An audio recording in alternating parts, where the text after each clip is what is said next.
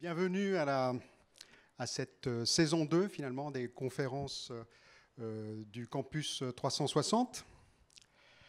Qui dit saison 2 dit succès de la saison 1. Effectivement, si on mesure ce succès à l'aune de l'audience que nous avons eue pendant cette première année 2017, audience dont je vous rappelle qu'il y a non seulement les gens qui sont ici dans cette salle, mais il y a aussi des gens qui nous regardent depuis leur poste de travail ou les gens qui nous regardent sur les sites. Donc ça fait pas mal de monde.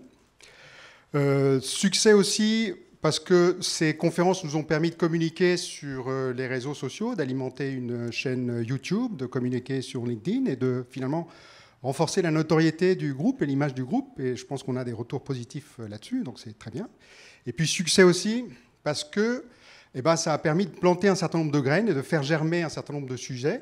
Et c'est finalement la vocation première de ces conférences, hein, c'est d'ouvrir, de s'ouvrir vers le monde extérieur et d'ouvrir de nouvelles voies de développement pour le groupe. Donc j'en veux pour preuve l'initiative qui a été lancée suite à la conférence sur les data science et l'ingénierie, initiative d'approfondissement d'un certain nombre de sujets qui est menée par Michel lui-même et puis Arik Winberg, je crois.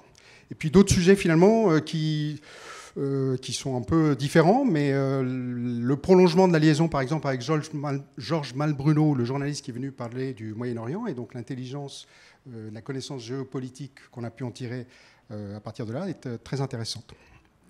Donc je voulais, pour ce succès, évidemment, il y a deux choses qui sont importantes, c'est la programmation et l'organisation. Donc je voulais remercier les organisateurs, Laurence, Gaël, Antoinette, et puis mes amis programmateurs avec lesquels on passe de bons moments, donc des gens qui viennent du groupe et qui nous aident à trouver des idées de programmation pour les conférences.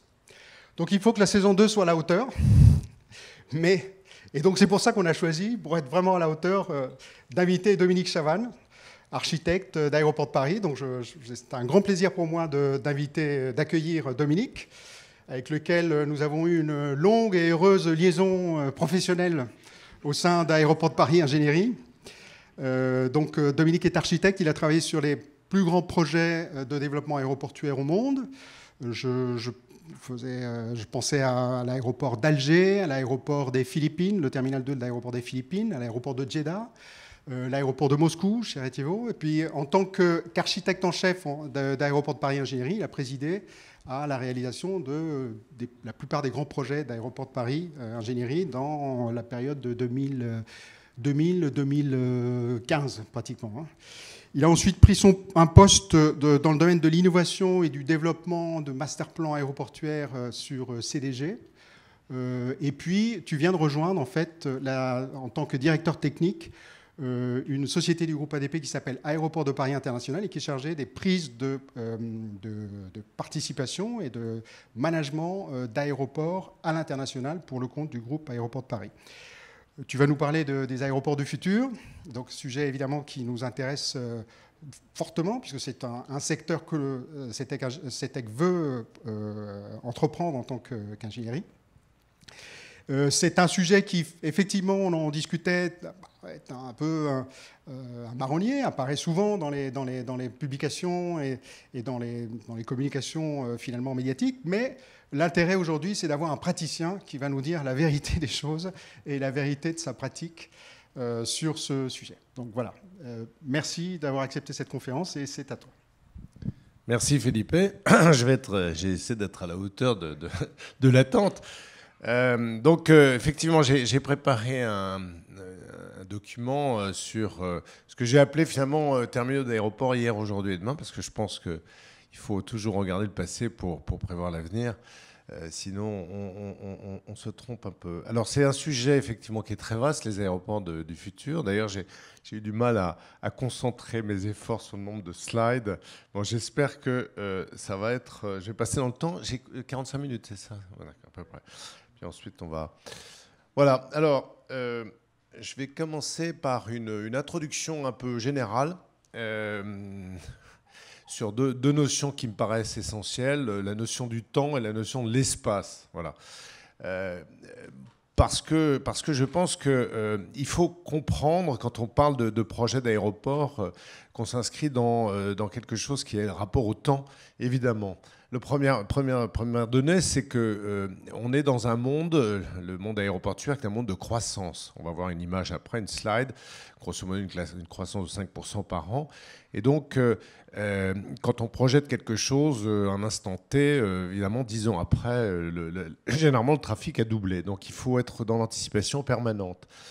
La deuxième chose, c'est qu'effectivement, cette notion de temps, elle est importante de l'appréhender parce que pour construire un objet complexe comme celui d'un terminal, il y a toute une série de paramètres. Et Felipe le sait bien, c'est environ une dizaine d'années, le temps moyen entre les premières conceptions, les premières idées, les premiers échanges programmatiques et la mise en service. Alors évidemment, ça dépend beaucoup des pays dans lesquels on se place. Il y a certains exemples en Chine, par exemple, où ils sont capables en 5 ans, 6 ans de faire un aéroport, mais c'est vraiment les champions du monde. Chez nous, en France, en tout cas, c'est un minimum de 10 ans. On parle du futur Terminal 4 de Roissy. On commence aujourd'hui à faire les premières études. Et on sait que les contraintes administratives feront qu'on mettra 10 ans pour l'avoir. Or, ces 10 ans, finalement, il faut savoir qu'on travaille pour des compagnies aériennes, pour un monde du transport qui est éminemment changeant, qui n'arrête pas d'évoluer. On dit qu'une visibilité d'une compagnie aérienne au-delà de 2 ans, c'est finalement difficile. Donc, vous voyez qu'il y a cette double contrainte.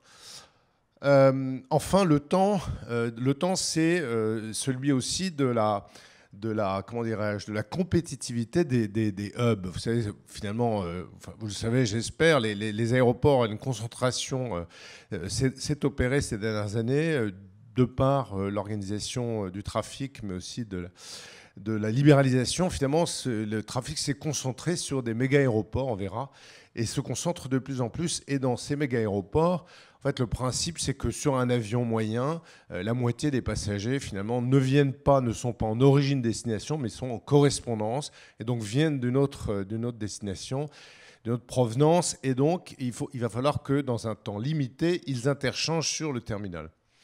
Voilà, alors quelques illustrations pour vous montrer ça. D'abord, cette courbe de croissance que vous voyez, avec finalement un démarrage dans les années 50. On est quand même dans une histoire récente, les aéroports, c'est récent. Quelques données générales, 3,6 milliards de passagers en 2016, le double prévu en 2030, donc doublement d'ici 14 ans. Bon, le fret, qui est aussi une donnée importante, même si elle a plus de difficultés à vivre et à se développer. La Global Emission of CO2, c'est que c'est quand même une des menaces sur le transport aérien, c'est quand même ce problème d'émission de dioxyde de carbone. Ensuite, l'activité, 2,2 trillions dans l'économie générée par l'aéroport. Par exemple, on parle de l'aéroport de Paris génère 5% de l'activité économique de l'Île-de-France. 57 millions de jobs sur les aéroports dans le monde. Voilà. Et sur la droite, vous avez les trafics des plus grands aéroports du monde. Alors, pour ceux qui sont vraiment béotiens, on analyse les trafics, on parle en millions de passagers traités annuellement. Et c'est la manière de les classer. Voilà. Et donc, vous voyez que le premier, le plus important, c'est un aéroport Atlanta, plus pour très longtemps, parce que le deuxième, Pékin, est en train de le doubler, mais qui est un aéroport essentiellement de correspondance où 80% des passagers sont des passagers qui transitent. Voilà, et puis un classement, peut-être pas entrer dans le détail. Alors, quand je le projette sur Aéroport de Paris, ça c'est juste une information. On a fait un travail, effectivement, que disait Philippe, dont je me suis occupé, une projection à 2035. Et donc ça, c'était les objectifs de trafic pour Paris. Vous savez qu'aujourd'hui, en 2016, on a passé 100 millions de passagers, donc 70 à CDG, 30 à Orly. En 2030-2035, on envisage de porter le trafic de CDG à 120, donc plus 50, et le trafic d'Orly à 45, c'est-à-dire plus 15, grosso modo. Voilà. Avec des croissances qui sont relativement modestes par rapport à d'autres plateformes mondiales, puisqu'on a une croissance de l'ordre entre 2,5 et 3% par an sur nos aéroports. Deuxième considération qui me paraît fondamentale, c'est la considération de l'espace. Alors l'espace, j'ai illustré avec ce petit graphe pour dire que, et c'est souvent quelque chose qu'on oublie un peu, une ville a besoin d'un aéroport, mais un aéroport a besoin d'une ville parce que c'est un endroit de travail. Et vous savez qu'à Orly, il y a chaque matin autant de gens qui vont prendre l'avion que de gens qui vont y travailler. Donc vous voyez bien qu'en fait, c'est quelque chose d'essentiel dans la proximité pour un certain nombre de liaisons et de développement. Et donc, on a eu des exemples récents d'aéroports qui devaient se construire à quelques dizaines de kilomètres de centre-ville et qui ont échoué. C'est une des raisons. Mais je pense qu'effectivement, ce couple ville-aéroport est un couple qui est essentiel. Ensuite, les terminaux, on va le voir sur l'image suivante, prennent de plus en plus de place avec leur croissance. Et on le voit là sur un certain nombre d'exemples, que ce soit à Atlanta, à Londres ou à Pékin. Vous voyez qu'en fait, l'entre-deux-pistes est maintenant de plus en plus utilisé par les terminaux. Un exemple frappant, c'est celui de Londres, où finalement, ça c'est une image qui date un petit peu. Ils sont en train de construire toute une série de satellites parallèles dans l'entrepiste. Ça veut dire qu'en fait, de par leur dimension gigantesque, les terminaux finissent par rejoindre les aéroports. D'ailleurs, dans l'imaginaire collectif, il y a une confusion généralement entre terminal et aéroport. Beaucoup de gens imaginent que l'aéroport, finalement, c'est le terminal. Alors finalement, ils étaient devins, puisque c'est ce qu'on est en train d'observer un peu partout, avec les activités de fret, les activités de maintenance, sont en train, en fait, de se réduire dans les aéroports pour laisser la place prééminente, mais surtout majeure, à l'interface entre avions et moyens de transport terrestre, qui est le terminal. Alors, petit retour en arrière avant voilà ce que je vous disais. Donc là, vous avez quelques images. J'ai essayé de trouver en l'espèce de 10 slides une histoire très, très concentrée, évidemment, aux aéroports, pour vous dire que finalement, tout est né grosso modo, après la Seconde Guerre mondiale. Donc dans les années 45-55, on a le démarrage d'une histoire. Alors bon, même si cette image de Paris-Orly... Oh, pardon. Cette image de Paris-Orly est plus ancienne, mais je l'aime bien parce qu'elle montre d'où on vient finalement. C'est une sorte de maison posée au milieu du tarmac qui permettait l'accès. Voilà. Le Bourget, vous avez ici San Francisco, qui ressemble plus, on a plus l'impression de voir un hôtel de ville qu'un aéroport. Et donc c'est le démarrage de quelque chose, en fait... dans ces premières années. Et puis, dans les années 55-65, tout ça, évidemment, est extrêmement concentré. Je m'excuse par avance pour des experts que vous êtes. Mais c'est quand même une époque où on a démarré un certain nombre de modèles. Alors, parmi tout cela, il y en a deux qui m'inspirent particulièrement. C'est celui d'abord d'Orly, que vous connaissez, marqué par un bâtiment, un immeuble, finalement, un bâtiment à étage, finalement assez précurseur, puisqu'on y revient aujourd'hui. Il suffit de voir les derniers terminaux de CDG, d'ISRO pour se rendre compte qu'il y a une sorte de retour aux sources. Et ce qui était intéressant dans le cas d'Orly, c'est qu'il y avait une sorte de mise en scène de l'avion qui était vraiment l'élément central, qui parfois d'ailleurs maintenant a disparu même de la perception depuis le terminal. D'ailleurs, on disait que les terrasses d'Orly étaient le bâtiment de France le plus visité dans les années 70, avant même la Tour Eiffel. Et puis, ce projet de Saarinen, l'architecte américain, qui avait donc construit ce terminal à JFK pour TWA, et qui est finalement la première œuvre majeure extrêmement définie autour du concept même de terminal. Et j'adore voir que finalement, déjà dans les années 60, il y a déjà une recherche même sur la signalisation, sur l'image, sur le design qui finalement est d'une modernité exceptionnelle. Voilà. Donc je dirais que les terminaux, à ce moment-là, étaient une sorte d'icône de l'architecture. Ensuite, là aussi, deux exemples qui me paraissent essentielles, c'est dans les années 65-75, finalement, l'image de la modernité. Le moment où on croit collectivement à l'avenir et aux machines. Et Paul Andreu et l'équipe d'ADP imaginent ce terminal 1 qui fonctionne comme une pompe, vous voyez, où les voitures arrivent dans le bâtiment, les passagers traversent un cœur central, sont expulsés, attirés, enfin bon, toute une... avec des technologies d'une modernité incroyable. En particulier, il y avait des systèmes automatiques d'amener des bagages depuis le cœur central au satellite qui étaient révolutionnaires et qui le seraient même encore aujourd'hui. Voilà. Pourquoi ? Parce qu'on croyait beaucoup à cette technologie. J'ai mis là un deuxième exemple qui est un aéroport d'Abu Dhabi qui aussi était un concept un peu innovant à ce moment-là. Pardon.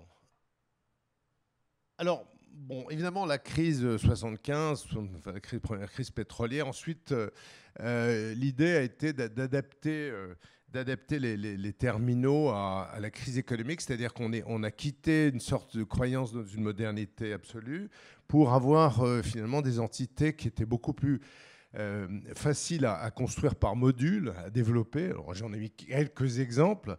Alors évidemment, le plus célèbre, celui qu'on connaît le mieux, c'est celui de la gare 2. C'est-à-dire après avoir fait le terminal 1, cette machine, en fait, on a imaginé des terminaux qui se construisent par petits éléments, de façon à phaser l'investissement, à répondre à une croissance qui était très modeste à ce moment-là. Et donc, d'autres exemples, bon, ça c'est un terminal à Jakarta qui avait été aussi phasé par éléments de construction, ou alors jusqu'au bout, le terminal Hajj de Jeddah qui était inventé par les Américains de SOM et qui était en fait un système, là aussi modulaire, de tentes répétitives pour accueillir les pèlerins. Voilà, donc je dirais, c'est comme ça que je l'illustre, cette adaptation progressive au trafic. Voilà. Alors ensuite, on a, dans les années 85-95, finalement, on a commencé réellement à travailler une forme d'optimisation à la fois spatiale ou structurelle. Bon, alors les images ici, peut-être l'élément le plus important, c'est celui du terminal d'Osaka qui a été construit en pleine mer, enfin tout au moins dans la baie d'Osaka, où finalement on voit bien il y a une rationalité complète de la conception du terminal en fonction de l'espace qu'on voulait créer, qui devait être minimal. D'autres exemples, bon, évidemment, sur le cas de Roissy 2, le module F, où là, finalement, on a essayé de travailler sur une forme d'optimisation du parcours, de la distance parcourue par les passagers entre leur accès du terminal vers l'avion. Ce concept comment dirais-je, de pire convergente. Finalement, c'est ce terminal 2F qui est un peu précurseur à la. Et vous allez voir qu'il a fait des petits, puisqu'aujourd'hui, c'est un des modèles qui se développe un peu partout. Alors, ensuite, ce qui a marqué des années 95-2000, finalement, c'est le fait que la Chine en particulier, mais pas que la Chine, beaucoup d'autres pays ont développé leurs propres aéroports. Il y a une sorte de croissance exponentielle du trafic et des nouveaux modèles apparaissent. Exemple comme celui du terminal de Hong Kong développé sur une île artificielle pour la croissance, ou ceux de Bangkok. J'aurais dû mettre évidemment les images de Pékin, on y reviendra. Donc c'est en fait que dans ces années-là que et d'ailleurs, ce sont des grandes années de succès d'ADP à l'international, enfin tout au moins de l'ingénierie, puis c'est là qu'on a exporté un peu le modèle, mais on n'était pas seul, évidemment, il y en avait d'autres, mais un peu partout, et beaucoup de ces aéroports d'ailleurs ont été conçus par des équipes françaises, hein, qui ont... Voilà. Ensuite... finalement, c'est les années qui sont là, tout ça juste avant nous. Et j'ai mis là la notion de méga hub terminaux, parce que finalement c'est là, les hubs étaient évidemment initiés au début aux États-Unis, sur les villes centrales des États-Unis, qui servaient de lieu d'échange et de correspondance entre l'Est et l'Ouest américain. Mais ça s'est développé worldwide, et on a des terminaux qui sont nés d'une échelle extraordinaire, et en particulier, peut-être le plus célèbre aujourd'hui, c'est celui de Dubaï, dont là aussi plus de 80% des passagers sont en correspondance, et qui est vraiment le poumon économique du pays, et qui tire derrière lui toute la croissance de Dubaï. Voilà. Évidemment, l'image de Pékin, premier terminal de Pékin, vous allez voir qu'ils en sont déjà à saturation. Voilà. Alors, aujourd'hui, et là je fais une petite parenthèse un peu architecturale, je vais essayer de vous décrire en fait 6 types de terminaux qui existent dans le monde. Finalement, c'est une façon de les répartir. Qui en fait sont extrêmement liés au système alors, les premiers, des systèmes d'accès aux avions, qui sont très déterminants, d'autres, des systèmes de phasage de construction, ou de proximité, de liaison avec la ville. Voilà, c'est finalement les différents paramètres. Alors, le premier modèle, on va dire, c'est le terminal linéaire. Vous avez ici quelques exemples. On voyait tout à l'heure celui d'Osaka, que vous voyez là, hein. Ce grand terminal en longueur sur l'île artificielle. On comprend pourquoi. Généralement, ces terminaux, d'ailleurs, ils sont associés avec des aéroports avec une seule piste. Parce que finalement, il y a une sorte de rationalité. Alors, on voit là le cas de Shanghai, où quand on développe le système, on crée des systèmes en parallèle, on va dire. Chacun de ces deux terminaux de Shanghai est finalement en lien direct avec une piste parallèle à une piste et occupe l'espace central. Donc c'est le modèle, je dirais, le modèle le plus simple et le plus classique, avec une disposition des avions, comme vous voyez, le long d'un pier linéaire. Le deuxième modèle, c'est le modèle finalement modulaire, que vous pouvez retrouver avec le terminal 2 ABCD. Donc on voit bien sur cette image de CDG la répétition des modules, hein, ABCD, puis même EF et ensuite CD. Donc c'est vraiment des systèmes qui se développent dans des pays pour lesquels on veut phaser l'investissement. Alors parfois c'est aussi le principe même d'une conception initiale d'un aéroport. Ça, c'est un projet que KDP a étudié pour le nouvel aéroport de Saigon. Hein. Et donc, en fait, avec un développement par module, un peu comme d'ailleurs celui qui avait été fait pour Jakarta. Voilà. Alors, l'intérêt d'un développement par module, c'est qu'en fait, on arrive à construire des entités relativement homogènes. Et on n'est pas obligé de surdimensionner un cœur si on doit lui faire subir par la suite des augmentations. Donc on préfère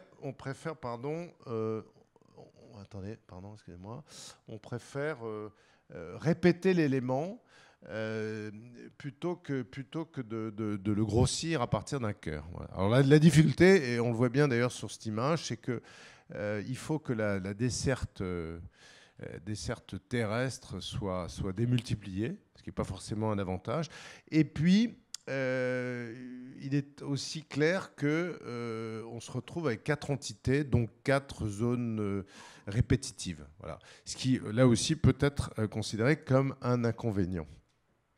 Par contre, le gros avantage, c'est que ça fait des phases très identifiables et très facilement constructibles. J'aurais pu commencer par celui-là, parce que finalement, c'est ça la genèse initialement. C'est ce qu'on appelle les terminaux avec des formes multiples de satellites, de piers, comme vous voyez ici à San Francisco ou ici à Chicago. En fait, c'est des systèmes qui sont nés pour beaucoup aux États-Unis, parce que dans des aéroports avec des multidirections de pistes, en fait, et qui généralement étaient placés au cœur du système. C'est-à-dire qu'il y avait finalement un cœur qui était relativement étroit, et donc pour combiner à la fois l'usage maximal de l'espace pour le stationnement des avions, mais aussi pour pouvoir le phaser petit par petit bout, on a fait ces espèces de terminaux hybrides. L'exemple, si vous l'avez en Europe, le plus clair, c'est celui de Amsterdam, voilà, qui est donc d'une grande efficacité, mais au terme d'image, pas forcément le plus performant. Alors ça, c'est un concept que j'ai appelé le Central Core Terminal. C'est des concepts dans lesquels, finalement, on est parti d'un principe d'accessibilité terrestre centrée, avec généralement une liaison ferroviaire majeure. Et c'est pour ça, d'ailleurs, que ces terminaux, vous les trouvez... alors, il y a le cas, évidemment, de Singapour. D'ailleurs, ce petit schéma, c'est le terminal actuel de Singapour. Mais c'est aussi à Munich. On a fait ces deux terminaux autour d'un cœur central. Ou encore à Taïwan, vous voyez, où tous les terminaux sont regroupés autour de cœurs central. L'immense avantage de ces systèmes, c'est qu'effectivement, comme ils étaient basés essentiellement pour la desserte terrestre ferroviaire, ou tout au moins centrés, ils limitent aujourd'hui, ils sont capables d'accueillir une desserte publique plus importante qu'elle n'était hier. Et donc, ils présentent cet avantage de la concentration. La difficulté, c'est qu'ils s'étendent difficilement. Et quand il faut aller au-delà de la capacité nominale initiale, on est obligé de recréer un nouveau module, un nouveau système ailleurs. Le système à multisatellite, c'est le système qui a été inventé à Atlanta. Donc généralement, vous avez deux pistes parallèles, voilà, comme ici, et vous avez des terminaux qui sont rangés, des satellites qui sont rangés perpendiculairement. C'est le système le plus performant en termes d'accessibilité avion vers les terminaux. On comprend bien que c'est un système basé sur une accessibilité extrêmement rapide. D'ailleurs, il faut aller à Atlanta pour voir comment le système se remplit à une vitesse incroyable, parce que les hubs d'Atlanta, il n'y a pas un avion, il y a 4 pistes, les avions arrivent 4 par 4, une demi-heure après, les aéroports sont complètement surchargés d'avions autour d'eux, et puis tous les avions recommencent à repartir, donc permettant donc toutes les connexions dans tous les sens, et sur des créneaux horaires très concentrés. C'est ça le principe du hub. Et donc là, on a le système le plus performant. Alors, le gros avantage, c'est qu'effectivement, on optimise la circulation avion, la correspondance. Généralement, on a ce qu'on appelle un people mover entre terminaux pour assurer le transfert de l'un à l'autre. Donc ça, c'est un élément important dans la conception. Le problème, c'est qu'effectivement, on démultiplie sur autant de satellites les services, les commerces, etc. Donc, on a une sorte de perte d'efficacité du rendement de recettes extra-aéroportuaires sur ces ensembles. Voilà. Voilà, et donc on est arrivé à ce qu'on appelle aujourd'hui, et là j'en ai donné 2 exemples, ce qu'on appelle les méga terminaux, c'est-à-dire en fait des terminaux dans lesquels on essaye à la fois de passer un trafic très très important, hein, on va dire au-delà de 30-40 millions de passagers, et on essaye de les faire rayonner autour d'un cœur. Ouais. Et tout en limitant la distance de marche à pied, qui est un critère fondamental pour l'aéroport. Alors là, vous avez ici toute une illustration du concept qui, d'ailleurs, je crois, avait servi aux architectes, enfin nous avait servi aux architectes d'ADP pour justifier l'aéroport de Pékin, le nouvel aéroport de Pékin que vous allez voir qu'on a dessiné. Donc de 1,5 km de longueur si on devait stationner tous les avions, si on avait un terminal linéaire, jusqu'à 630 mètres à partir d'un point central nodal pour le même nombre d'avions. dans le projet final. Voilà, justement, alors tout ça m'amène à vous montrer, à partir de ces différents exemples, quelques illustrations de projets, des projets en cours, de réalisation. Donc c'est déjà l'avenir est déjà là. Donc j'ai remis ici un terminal qui a été étudié par ADP, dont Philippe en parlait, c'est à Jeddah. Donc c'est un terminal d'une capacité de 30 millions de passagers, avec à l'intérieur un people mover qui va relier en fait, les deux cœurs du bâtiment, ce qu'on appelle la partie processeur, c'est-à-dire là où les activités de check-in, de livraison bagages, et jusqu'au cœur central qui est celui de la zone commerciale duty-free autour desquels sont stationnés les avions. Voilà. Un autre exemple, je montrais juste avant, c'est le nouveau terminal d'Incheon, c'est le terminal 2 d'Incheon, pour lequel ADP a concouru et qui est donc un terminal que j'appellerais un méga terminal, puisqu'en fait on a un terminal à 4 piers autour d'un corps central et d'une capacité de 46 millions de passagers, avec 72 avions en contact. Vous voyez qu'on est très très concentré autour d'un système. Une géométrie relativement semblable développée sur le nouvel aéroport de Chongqing, en Chine, d'un terminal d'une capacité de 55 millions, où là aussi on a un système à 4 branches, système en H, vous voyez, dont à chaque fois on essaye quand même de contraindre un tout petit peu la géométrie. Alors, bon, pour l'image quand même, mais aussi pour une sorte de réduction d'efficacité maximum de la distance marche à pied. Voilà.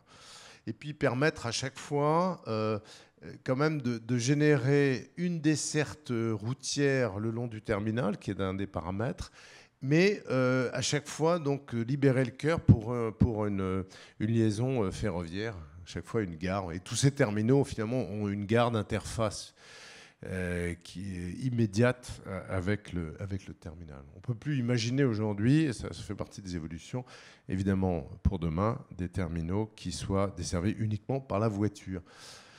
Voilà.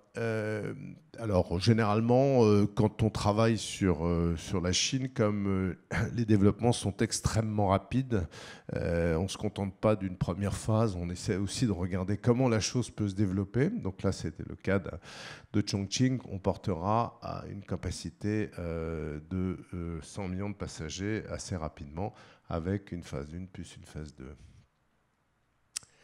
Alors là, c'est le terminal de Pékin. Donc, comme je vous le disais, le terminal de Pékin qui avait été réalisé dans les années 2005 est maintenant à saturation. Et donc, le gouvernement chinois a décidé la construction d'un nouvel aéroport. Voilà. Et à ce nouvel aéroport, ils ont associé un énorme terminal. Donc là, on est dans des terminaux à 5 branches. Et à 5 branches, avec toujours le même système de gare centrale de desserte, et puis donc un stationnement d'avions qui est vraiment qui vient serpenter autour du cœur. L'idée, donc, c'est un terminal d'une capacité de 70 millions de pax. Alors beaucoup, c'est plus important parce qu'en fait, c'est essentiellement, il faut savoir qu'en Chine, 80% du trafic est un trafic domestique, interne chinois, donc forcément, on peut gérer davantage de sur un même emplacement d'avion, on a des rendements plus importants que pour l'international, pour un certain nombre de raisons qui sont liées au process. Voilà. Et donc, sans people mover, ça j'insiste, donc avec des distances de marche à pied qu'on considère admissibles jusqu'à 600 mètres, assistés quand même de travelators et d'escalators pour changer de niveau. Voilà, donc une distance réduite à 630 mètres, un BHS, Baggage Handling System, centralisé, et évidemment, là aussi, un centre commercial centralisé. C'est très important de comprendre ça. Aujourd'hui, beaucoup d'aéroports développent des centres commerciaux, qui ont une part importante de profitabilité. C'est la moitié des recettes d'ADP, maintenant, c'est les commerces, quasiment. Et ces commerces, ils ont une caractéristique, c'est qu'on essaie de donner une image tirée vers le haut, donc d'attirer les plus grandes marques. Et quand vous voulez attirer Hermès ou LVMH ou Chanel dans votre aéroport, ils vous demandent, premièrement, de limiter le nombre d'emplacements. Ils veulent concentrer leur effort sur un seul. Donc, d'où l'intérêt d'avoir une sorte de centralité commerciale dans les terminaux. Un autre exemple, alors à 6 branches, là, à Chengdu, 80 millions de passagers. On a ici, là aussi, un concept dessiné, imaginé par ADP. Hein. Je m'excuse, il y a beaucoup d'images d'ADP. Mais bon, c'est comme l'objet. Et vous voyez, avec ici la gare et un système à 5 branches extrêmement dessiné, avec beaucoup d'élégance. Voilà le concept qu'on retrouve. Donc à chaque fois, on associe, évidemment, c'est pas neutre. Quand on montre des aéroports, finalement, on exprime souvent la vue d'avion, parce que c'est celle qui est la plus porteuse. Souvent, on est un peu, si on montre que des vues niveau de passagers, finalement, on voit quelques commerces et on est un peu limité. Et donc, c'est pour ça qu'on parle d'ailleurs de la façade principale d'un aéroport, c'est sa toiture. C'est celle-là qui génère... D'où la nécessité à chaque fois d'inventer de nouvelles structures, de nouveaux systèmes. Et on a besoin, là, évidemment, d'ingénierie performante pour nous aider à concevoir ces choses-là. Alors là, c'est le nouvel aéroport de Dubaï. Vous savez que Dubaï, actuellement, est en cœur de ville. L'aéroport actuel de Dubaï est en cœur de ville. Il a une capacité importante, puisque je crois qu'il y a 80 millions de passagers sur un seul site, avec une seule piste, enfin 2 pistes parallèles dépendantes, donc quand même très contraints, et surtout au milieu de la ville. Et donc les autorités ont décidé de la création d'un nouvel aéroport entre Dubaï et Abu Dhabi, qui à terme pourrait accueillir 220 millions de passagers. On est dans le gigantisme. Et donc, pardon. Pour ce faire, ils ont imaginé un système à 6 pistes et de remplir l'entrepiste par un système de 4. Alors, c'est un système un peu hybride de satellites parallèles reliés entre eux, croisés. Enfin bref, on est de toute façon dans une échelle qui est devenue totalement déraisonnable parce que finalement. Et d'ailleurs, personnellement, je trouve que là, on est allé un peu loin dans le système, ce qui va me faire la transition avec la suite, puisque finalement, tout est basé sur un mode d'accessibilité avion. Hein. On y reviendra. Donc voilà l'image que ça pourrait donner, ces sortes de satellites connectés entre eux. Donc l'idée, c'est comme les connecter, c'est-à-dire qu'en fait, on peut avoir une connexion à pied entre les différents modules.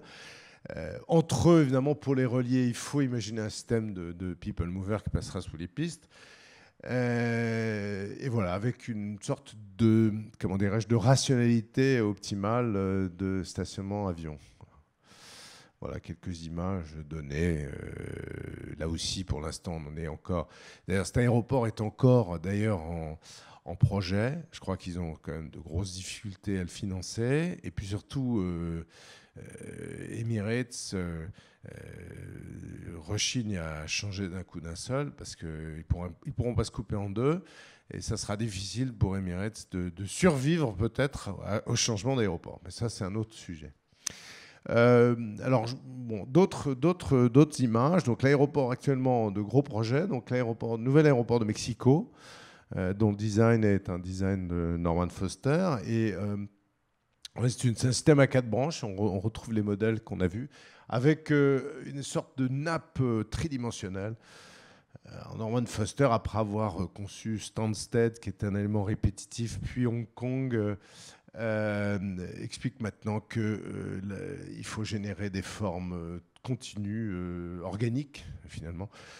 Mais enfin, c'est un projet important qui est en cours, hein, qui devrait ouvrir d'ici 2 ans. Plus modeste, c'est celui du nouveau terminal de Francfort. Avec une rationalité très grande, des pirs. Un projet qui devrait être mis en service l'an prochain. Sur Singapour, ça c'est important.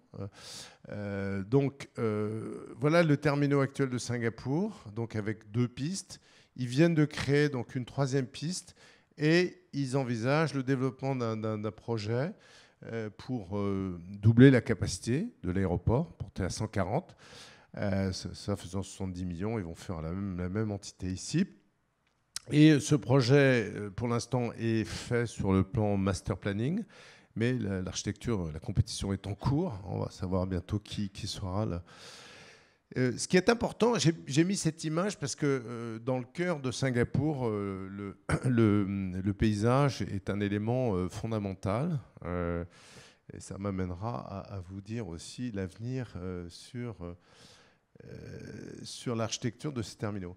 Hong Kong fait un peu la même chose. Vous voyez, ils sont en train de construire une nouvelle piste sur la mer et ils développent un terminal dont vous voyez quelques images ici. Une première moitié qui sera une sorte d'os, on va dire, en forme.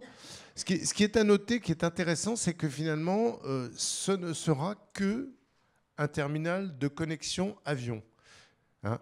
Le nouveau terminal, proprement dit, où seront des opérations de process, bagages ou de contrôle de passeport et de sûreté, va se faire en fait ici. C'est-à-dire qu'ils vont finalement exploser en 2 le terminal, avec une partie, on va dire, en interface landside avec la desserte qui existe du train, parce qu'ils ont un train qui est relié directement à Hong Kong, et un terminal qui sera, lui, positionné entre les 2 pistes. Un terminal avion, on va dire. Voilà, ça c'est important.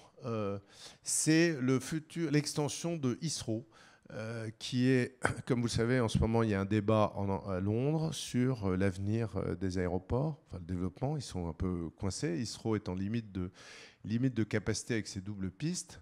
Et donc, pour franchir le seuil, ils envisagent la création d'une 3e piste, qui est en débat public, évidemment, qui est très complexe. Hein. Et pareil, un terminal qui sera une forme de satellite. On est dans le même cas qu'Hong Kong, c'est-à-dire que là aussi, Londres, ils ont fait un système d'accès ferroviaire qui arrive sur le T5, qui va être prolongé sur le T2. Ça, c'est en cours de réalisation. Et ils envisagent que le futur T6 qui serait là, la partie publique, en fait, elle sera construite au-dessus de la gare, en vis-à-vis du T5, avec évidemment un lien pour aller vers le satellite éloigné, qui aura une capacité de 50 millions de passagers. Et c'est pas rien. Voilà. Alors, un autre projet titanesque en cours de réalisation, c'est le nouvel aéroport d'Istanbul. Où là, le modèle, vous voyez, décidément, le modèle, c'est un modèle à 5 branches, qui s'apparente à celui de Pékin, finalement. Donc, avec une première phase de réalisation, donc avec 2 pistes et donc un terminal. Et à terme, un 2e terminal, des additions de pistes, tout ça pour porter la capacité finale à 200 millions de passagers. Plus gros aéroport d'Europe, en cours de construction actuellement à Istanbul. La première phase, en fait, étant de 70 millions de passagers. Ce qui est intéressant quand même à noter là-dedans, c'est que ils imaginent un développement aujourd'hui. Ce qui est imaginé, c'est un développement où les terminaux, au lieu de se faire vis-à-vis, comme dans le cas de ce que je vous montrais avant vous n'avez peut-être pas vu de Corée. Là, c'est un développement où finalement, j'ajoute une piste, j'ajoute un terminal. Et pourquoi ? Parce que et tout ça du même côté pour de profiter d'une desserte ferroviaire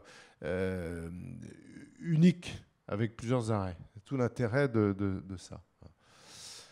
Voilà quelques images de ce projet, donc qui est donc l'architecte anglais Grimshaw, avec donc les Anglais d'Europe qui ont fait le design. Après que ADP, c'est nous-mêmes qui avons pondu les premières images fonctionnelles, mais voilà, derrière ça a été un peu changé. Alors bon, à Paris, je n'ai pas pu vous montrer, parce que vous savez, en France, on est très, très top secret, donc on est en train de travailler. Mais d'ailleurs, je pense que vous avez des informations, parce que vous travaillez quand même un peu sur le sujet. Le futur Terminal 4 de Roissy. On a un site de 160 hectares qui se trouve au nord du T2 et sur lequel on va développer donc un nouveau Terminal 4 de 40 millions de passagers. Le débat est en cours, on n'a pas encore arrêté totalement le schéma. Enfin, on connaît l'emplacement et on sait que ce terminal sera quand même mixte pour Air France, la compagnie basée, et pour d'autres compagnies. Voilà. Alors, quelques notions très simples là, que je veux rapidement sur demain. Alors, l'évolution des technologies. Quand on parle de l'avenir, de l'aéroport du futur, on parle d'abord technologie. Donc là, vous les connaissez, c'est évidemment le développement de toutes les technologies de communication et d'information. On commençait évidemment par notre smartphone qui nous permet d'interfacer, maintenant de s'enregistrer, mais à terme peut-être de faire d'autres activités. On voit là les systèmes d'enregistrement automatique des bagages qui vont se développer. Voilà, ça c'est une image d'un système de drop-off. Vous savez qu'en fait, l'évolution majeure qu'on a, c'est que là où avant, le premier contact avec l'aéroport, c'était le check-in, on voyait l'hôtesse, on prenait sa place, on laissait ses bagages. Maintenant, finalement, tout ça va s'automatiser. Le premier contact qu'on aura avec l'aéroport, ça sera la sûreté quand on entrera dans la zone réservée. C'est déjà, d'ailleurs, dans beaucoup de cas. Voilà. Donc ça, c'est assez classique. Alors ensuite, les scanners de toutes sortes qui se développent. La biométrie, je peux vous dire que, par exemple, à Paris, ça y est, on a enfin retenu le système de lecture biométrique, c'est-à-dire que bientôt, vous ne ferez plus la queue au passeport. Ça marchera quand même beaucoup mieux que même le système d'identification qui ne marchait pas très très bien, voilà, etc. Bon, on pense que très vite, on va avoir... alors, ça commence avec les Français, les Européens, très vite. D'ici une dizaine d'années, je crois qu'on sera tous fichés. La reconnaissance faciale va se développer de manière importante et donc on sera libéré, affranchi d'un certain nombre de contraintes. Voilà. De manière générale, on va d'ailleurs s'enregistrer comme voyageurs fréquents de plus en plus, qui permettra de plus en plus d'accès, de facilitation au travers le terminal. Et puis bon, j'ai mis juste une petite image pour dire que sur le plan de l'informatique, ce qui est important, c'est effectivement que tous les systèmes s'interconnectent entre eux. Et c'est toujours intéressant à visiter maintenant dans les aéroports, le PC ou le control center qui est en fait le cœur un peu, ou le cerveau, on va dire plutôt, de l'aéroport, où tout converge, à la fois les activités de maintenance, des opérations, et puis la sûreté, tout ça travaille dans un même lieu. Donc il y a une sorte de concentration du contrôle qui s'opère. Alors, pour parler évidemment, et là, c'est des choses qui vont vous parler plus directement, parce que maintenant je vais rentrer dans le vif du sujet de l'avenir, et pour lequel, à mon avis, vous, CETEC, vous avez beaucoup de choses à faire, il y a beaucoup de choses à inventer, hein, pour justement renouveler les modèles que je vous ai montrés là. Pour les imaginer, il faut penser à un certain nombre de choses nouvelles. Alors évidemment, la première, c'est l'accessibilité à l'aéroport. Hein.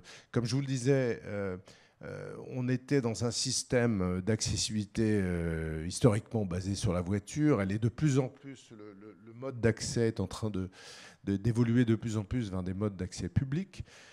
Et donc, il faut inventer de nouveaux modes d'accès public, hein, sortir peut-être du train. Il faut des systèmes qui soient totalement interconnectés avec un réseau de transport. Parce que finalement, le problème de la liaison de la ville à l'aéroport, ce n'est pas uniquement le problème de la liaison de l'aéroport au centre-ville, ce qui est souvent imaginé. Le CDG Express ne réglera pas du tout le problème de l'accessibilité pour les franciliens au terminal. Il réglera, l'accessibilité aux Chinois venant à Paris pour aller vers le centre-ville. Et donc, d'ailleurs, c'est un outil presque plus de promotion qu'un outil réellement efficace. Enfin, efficace, il le sera, ou voilà, ou rentable, on va dire. Voilà. Donc il faut imaginer toutes les... Et c'est là que déjà dans ce système de communication, il faut être inventif. Voilà, donc le système, c'est un système basé sur la route, comme on le voit sur un certain nombre d'exemples ici, qui faisait que d'ailleurs, quand on dessinait un aéroport, on dessinait des linéaires routiers, hein, c'était presque naturel. D'ailleurs, Paul Andreu en fait, il dessinait ces aéroports en pensant à des flux de voitures souvent. Hein. Il aimait, il aime toujours, il est toujours parmi nous. Voilà. Vers des systèmes où, comme je vous le disais, on est à l'interface. C'est-à-dire que vraiment, un aéroport, aujourd'hui, il y a cette interface landside, ville, qui est fondamentale, qui change, et qui donne finalement vue quasiment depuis le terminal vers les trains, mais aussi vers toutes sortes de moyens de transport qui vont irriguer la ville finalement. Donc on en voit quelques exemples. Oui, et d'ailleurs cette interface avec la ville, il s'interconnecte de plus en plus avec ce qu'on appelle l'Airport City, qui finalement est la partie au contact direct du terminal, parce qu'elle est plutôt axée business, et qui tire parti, je dirais, de la qualité des accès urbains, plus d'ailleurs que la qualité des accès avions, parce que finalement, c'est pas ça qui est le moteur dans le développement des airport cities. Ce qui est moteur dans le développement des airport cities, c'est la liaison terrestre. On voit bien d'ailleurs un exemple, entre guillemets. On a essayé on développe à Paris, à Orly, ce qu'on appelait Orlyville, bon, une sorte de non, c'est Orly, cœur d'Orly, pardon, cœur d'Orly, merci Gazéa, cœur d'Orly, et finalement, pour l'instant, c'est un échec. On n'arrive pas à tirer quiconque.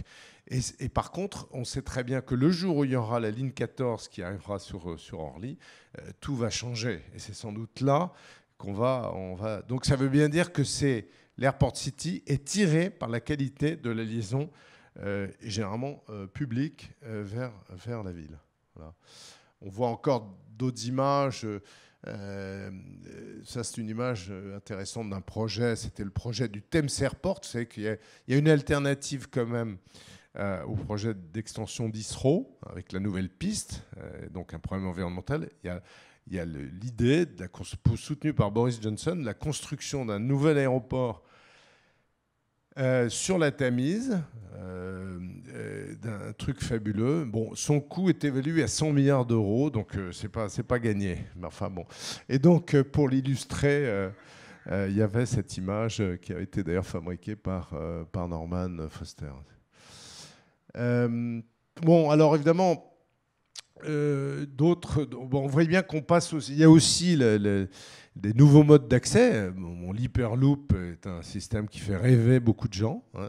Est-ce que c'est un concurrent de l'aéroport, ou est-ce que ça peut être aussi un moyen de connecter l'aéroport à un environnement, voilà.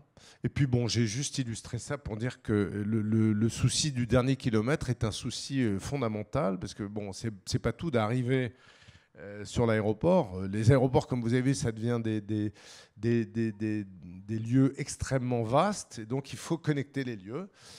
Et donc peut-être que là, il y a besoin aussi dans l'aéroport de développer un certain nombre de moyens de transport. Donc évidemment, la voiture autonome, bon, c'est assez classique maintenant, tout le monde en parle, mais ça va sans doute se généraliser. Alors ça, c'est une petite image de la navette que nous expérimentons actuellement entre le siège d'ADP et la gare RER. Vous connaissez bien, je pense, bien sûr. Ça, c'est le pod d'Heathrow qui relie les parkings au terminal, qui a un débit quand même relativement limité, enfin qui était quand même une technologie intéressante. Ça, c'est une image d'un projet qu'on a essayé d'initier il y a 2 ans, puis finalement c'est un peu tombé en désuétude.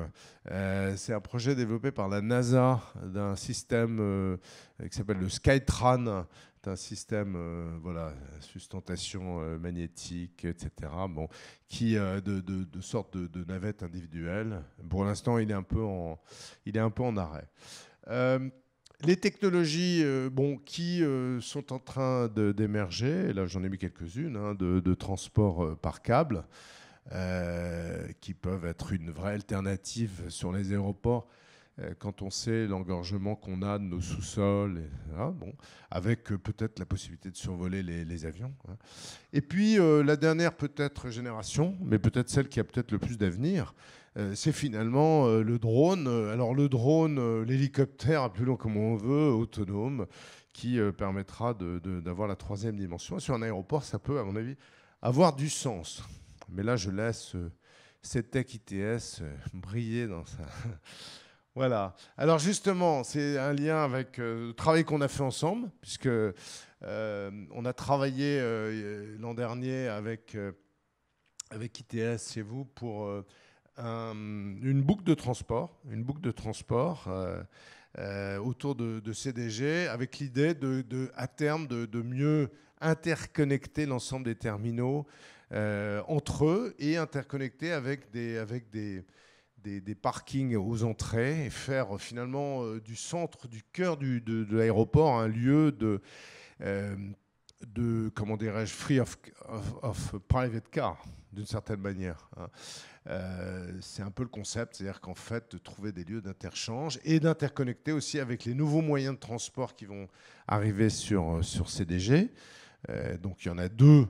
Il y en a un qui est certain, c'est le CDG Express, puisque ça y est, on a le financement qui connectera Roissy à la gare de l'Est. Et puis ensuite la ligne 17, pour l'instant qui est plus en suspens, une décision devrait être prise prochainement. Voilà. Et ça, juste un petit tableau, parce que c'est juste pour information. Pardon, décidément, je me trompe. On voit qu'aujourd'hui, les passagers, 2/3 des passagers accèdent par la route, mais la moitié des passagers accèdent déjà par les transports publics. Ouais. Par contre, pour ce qui est du staff, 96% arrivent encore par la route. Hein. Et seulement 12% arrivent par les transports publics, dont 8% par les bus. Mais on voit quand même qu'il y a quand même la voiture encore de beaux jours devant elle. C'est pour ça que la voiture autonome peut aussi avoir beaucoup d'avenir.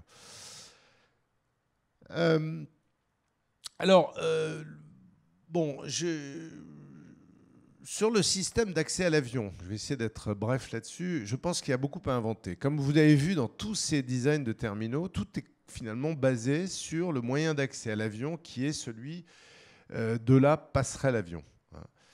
La passerelle avion, elle s'est généralisée depuis 30 ans comme le moyen quasi unique d'accès à l'avion. Je pense qu'elle est efficace. Pourquoi ? Parce qu'elle permet d'accéder à différents types d'avions. Et surtout, elle est finalement d'un coût très modéré. Ça ne coûte pas plus cher, une passerelle, ça ne coûte pas plus cher qu'un travelator finalement. Et ça permet de limiter le nombre de personnel, puisque finalement, la piloter, ça prend à peu près 5 minutes jusqu'à l'avion. La précision est grande, la sécurité est maintenant maîtrisée, et donc le mode s'est développé. Alors, évidemment, on peut se poser la question, pourquoi ne pas revenir maintenant qu'on arrive à développer des automatisations, la voiture autonome. Moi, je crois personnellement beaucoup à l'aérobus. Vous vous souvenez de cet aérobus qui était avant utilisé pour desservir les postes éloignés de CDG2, le ABCD. On était dans la salle d'embarquement, il y a ce bus qui arrivait, qui montait à l'étage, les gens avaient l'impression finalement d'embarquer dans l'avion, puis ensuite ils se descendaient, ils partaient, il était conduit par... Et puis ensuite il arrivait jusqu'à l'avion. Bon. Et ce système, c'était un système assez génial en fait. Pourquoi ? Parce qu'il libère finalement le linéaire airside des avions qui sont quand même maladroits, qui font 80 mètres d'envergure pour certains, qui éloignent les passagers, qui font qu'on se retrouve parfois loin, on marche d'abord beaucoup, on s'éloigne des centres commerciaux, enfin pas que des centres commerciaux, des services, etc. On est obligé de les démultiplier du coup. Enfin bref, il y a une grande perte d'efficacité et on voit bien avec cette histoire qui pour moi est révélateur de Dubaï, c'est-à-dire qu'on arrive à une espèce de système où sans avoir remis en question finalement le système de passerelle, fait qu'on aboutit à des systèmes qui deviennent totalement aberrants. Bon. Et donc, moi, je pense que l'automatisation devrait pouvoir... Alors, pourquoi... Non, d'ailleurs, pourquoi ça a échoué? Ça n'a pas marché. Ça n'a pas marché d'abord parce que, finalement, on a été quasi les seuls à Paris à développer ce système et qu'on n'a pas réussi à... Ça existe, je crois, à Chicago, mais pour d'autres raisons. Mais on n'a pas réussi à en faire un système. Bon. Donc c'était quand même très cher. Le bus, il coûtait 10 fois le prix d'un bus normal, enfin l'aérobus. Mais le deuxième problème aussi, c'est que finalement, c'était très générateur, consommateur de personnel. C'est-à-dire qu'en fait, il fallait quand même une hôtesse qui accompagne les passagers, qui arrive à l'avion, enfin bref. Et puis finalement, et c'est ça le vrai problème, c'est qu'on avait donné le pouvoir à une cinquantaine de pilotes de ces aérobus qui devaient être extrêmement qualifiés et qui, comme vous le comprenez bien, surtout en France, à partir du moment où ils sont peu nombreux, ils arrivent à générer quand même un certain nombre de contraintes. Donc ils finissaient par être aussi bien payés que des pilotes d'avion, peut-être même mieux d'ailleurs. Et donc ils se mettaient en grève tous les 4 matins et c'était une catastrophe. Donc en fait, bon, alors à partir du moment où on arrive, un, à régler ce problème humain avec de l'automatisation, et deux, on arriverait à surtout la précision d'accessibilité par les automatismes devrait permettre de changer le modèle. Donc moi je crois beaucoup, mais ça il faut l'inventer. Alors là je m'adresse à vous, c'est à vous de l'inventer. Je pense que là il y a du travail, à mon avis intéressant. Il faudrait qu'on arrive à en faire une promotion, parce que finalement, que les concepts de demain ne traînent pas terriblement finalement des choses aussi basiques que la passerelle. Voilà. Bon, il y avait cette image qu'on avait faite qui était une autre idée, mais finalement c'est un peu la même idée, sauf que dans ce projet qui avait été imaginé pour l'aéroport de Pékin, on avait des petites maisons sur un tarmac. Pardon, excusez-moi. Des petites maisons sur un tarmac, voilà, autour desquelles étaient des avions. Bon, bah on peut imaginer que demain. Et on y accédait alors par un système souterrain de people mover qui faisait toute la boucle. Alors, c'est vrai que le people mover, d'abord, il est très cher. Ensuite, il vous met dans les mains d'une technologie qui fait que c'est souvent difficile de la faire évoluer. Et on le sait bien à Roissy. Et donc, là, peut-être cette même image, avec un système d'aérobus nouvelle génération, pourrait être possible. Et finalement, à faire en sorte que tous les passagers, jusqu'au dernier moment, restent dans un ensemble où ils trouvent tous les services, tout ça de manière concentrée et qui n'ait pas besoin de marcher des kilomètres jusqu'à leur porte d'embarquement. Voilà. Alors un autre petit exercice qu'on avait fait il y a quelques années, on avait été appelé, donc Philippe s'en souvient, pour Hong Kong, où finalement ils avaient le projet à Hong Kong de développer une salle d'embarquement, un satellite, voilà, une sorte de grand satellite, avec une forme classique, c'est-à-dire avec une accessibilité depuis le terminal principal par un people mover, ensuite une centralité commerciale, et puis ensuite une grande jetée. Bon, c'est finalement le cas du satellite 3, du satellite 4 de Roissy. Et donc on s'était dit, mais finalement, est-ce que c'est très astucieux de faire en sorte qu'on ait les gens qui finalement se répartissent tout au long du linéaire et profitent pas jusqu'au dernier moment de la centralité commerciale. Et donc on avait proposé, de manière assez simple, de prendre toutes les fonctions d'attente qui étaient sur les linéaires pour les concentrer là où le cœur, dans le cœur de ce satellite, et puis de trouver un moyen d'accès par des... Alors là, on a imaginé des rampes. Bon, c'était assez sommaire, mais ça pourrait être développé avec des choses autres que des rampes. En particulier avec des véhicules autonomes qui amèneraient directement les passagers aux avions. Voilà.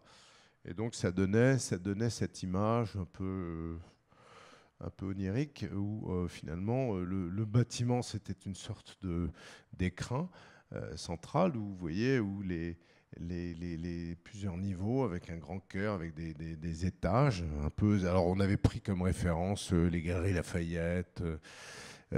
Pour montrer que bon là c'était bien. Et d'ailleurs c'est drôle parce que quand on avait fait cette présentation Alors à Hong Kong, d'abord, ils avaient été très surpris parce qu'ils ne s'attendaient pas du tout à ça. Ils nous ont dit, non, bah, c'est beaucoup trop tard, vous arrivez, on a déjà fait toutes nos études. Là, vous...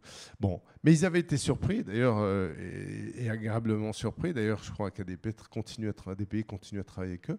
Mais par contre, quand on avait présenté ça aux gens des commerces, ils avaient dit, ah oui, mais attendez, l'idée est géniale, parce que finalement, la consommation d'un vol qui va sur l'Afrique, ce n'est pas la même que la consommation des passagers d'un vol qui va sur la Chine, par exemple. Et donc, peut-être que le fait d'ancrer les départs de portes différentes en fonction de la destination pouvait être intéressant. Voilà. Donc ça, c'était un modèle. Bon, d'autres choses un peu plus fantasmagoriques, mais qui sont à la fois intéressantes, c'est à la fois... Alors, c'est plus lié aux pistes, hein, je m'excuse, j'ai fait un retour presque en arrière. Ça, c'est une idée quand même très intéressante qui est développée actuellement par les Anglais, de ce qu'ils appellent le inline runway, c'est-à-dire en fait de mettre la deuxième piste dans le prolongement de la première, qui a pas mal d'avantages, surtout sur le plan environnemental, parce qu'on limite. Mais qui fonctionne aussi, puisque dans ce cas-là, vous avez à chaque fois une piste qui fonctionne à l'arrivée, une piste qui fonctionne au départ, et donc des installations terminales à peu près centrales ici vous limite le temps de roulage à l'avion, donc c'est bon. Alors ça pose d'autres problèmes, évidemment, mais c'est... Alors il y a cette idée dont on n'a pas parlé ces derniers temps d'aéroport à piste circulaire, bon, voilà. Bon, bon, pourquoi pas, mais ça prouve qu'il y a un peu d'imagination, ou des aéroports en plein milieu de la ville, suspendus, pourquoi pas, enfin moi ça c'est... Voilà quelques idées. Alors, autre chose dont je voulais vous parler, c'est un autre paramètre, c'est le paramètre des bagages. Parce que finalement, ce qui rend complexe les terminaux, c'est souvent de séparer les gens de leurs bagages. On le fait pour des raisons d'optimisation de l'avion, essentiellement, parce que bon, on optimise comme ça le rangement de la soute. Mais quand même, quand on y réfléchit, c'est complètement aberrant sur des aéroports aussi grands que ceux de CDG, mais je ne parle pas de Pékin. C'est-à-dire finalement, tous les gens arrivent de partout, tous les bagages sont mélangés, et puis ensuite ils sont redispatchés, retriés pour aller dans les avions, avec le principe qu'on fait voyager les gens, les bagages, avec leurs passagers. Ce qui complexifie de manière démente tout le système. Alors, ça permet le contrôle en ligne, ça c'est une bonne chose sur le plan sûreté, mais ça génère des kilomètres de tapis bagages qui font qu'aujourd'hui, par exemple, pour Air France, traiter un bagage à Roissy, ça coûte 10 €. Voilà. Donc vous voyez qu'en fait, c'est un coût qui devient non négligeable. Et pour l'aéroport, il faut savoir que quand on avait travaillé, je crois, sur l'aéroport de Jeddah, 30% de la surface construite était pour les bagages. C'était presque plus que pour les passagers. Donc il y a quand même un problème. Il y a quand même quelque chose qui est un peu choquant. Alors, comment faire évoluer le système ? Il y a des pistes. Il n'y a pas d'image là-dessus, mais c'est à inventer. Une des pistes, ça serait que les passagers, finalement, gardent leurs bagages avec eux et les mettent dans la soute eux-mêmes, ce qui suppose alors de changer un peu l'organisation des avions, pourquoi pas. Ou alors d'avoir des systèmes de rack bagages juste à la passerelle, les gens rentrent dans un rack et puis ensuite il est descendu. Je crois qu'il y a eu des Français d'ailleurs qui avaient imaginé ça. Voilà. D'autres pistes, évidemment, c'est le système Amazon ou DHL, qui est le système où finalement, qui existe au Japon sur les vols intérieurs, qui est en fait de ne pas faire voyager les gens avec leurs bagages.